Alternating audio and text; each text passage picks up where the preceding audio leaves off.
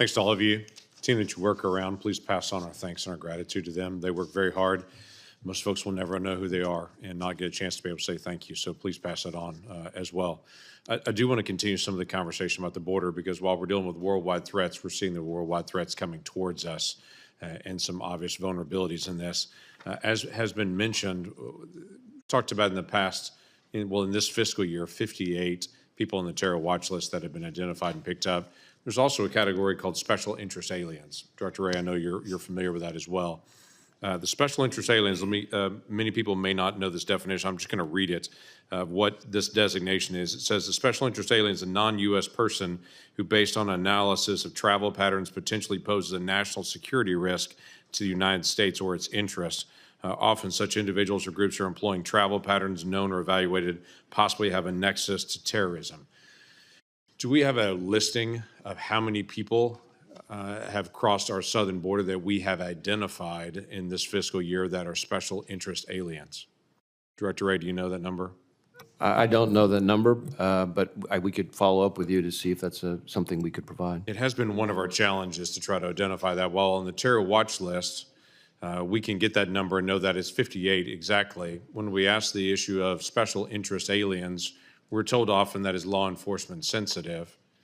We know the number is in the thousands, but have not been able to get a specific number nor a specific tracking on that. So that'd be helpful to be able to know, because the next question is the obvious one of those individuals that they're coming in, and I'm just going to give you a number if it's in the thousands. Is FBI contacted when these individuals that are coming across our border released into the country? Because the vast majority of the SIAs, we don't have a criminal background information on them. We have a theory, so they're released into the country currently. Is the FBI kept in contact from DHS and others who those individuals are or what kind of tracking and monitoring is on those individuals? I know that we work closely with DHS, especially CBP, on the issue of special interest aliens, including a whole lot of work on the other side of the border to try to prevent them from coming in the first place. And I know there are instances where we're contacted, but I'm not sure that as I sit here right now, I can tell you that we're contacted in every instance. Okay, that's helpful. Mr. Holmgren, you haven't got a lot of questions today. We need to give you some attention here. Obviously, the State Department is very engaged in this and trying to be able to figure out for the intelligence side of the information sharing. Those individuals that are crossing the border right now, from many of those countries, we don't have any criminal information on these individuals.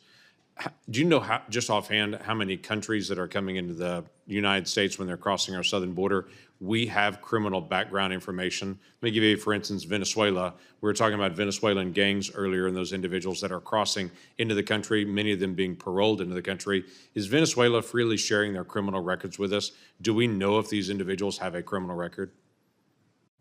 Thank you, Senator. I don't know exactly if Venezuela is sharing specific information with us. What I can say, though, about Venezuela, obviously, is that we've seen over 7 million Venezuelans emigrate from the country since 2017, a significant portion of whom obviously have emigrated to the United States illegally.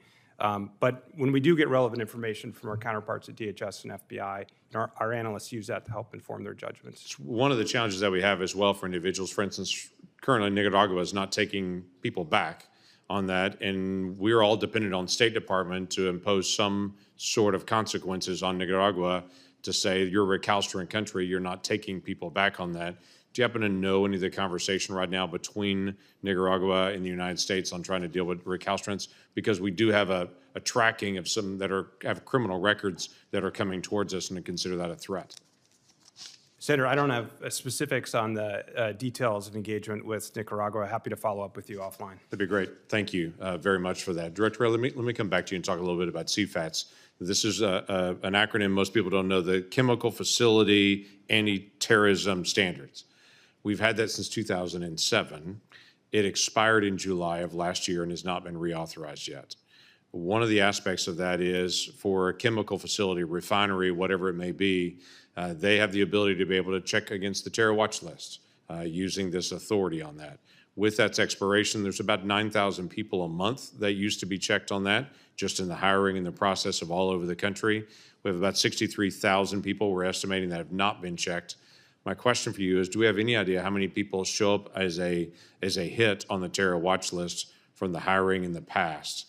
That when we do that check on it, which now is not occurring because we've not reauthorized this, how many folks do ping on that terror watch list?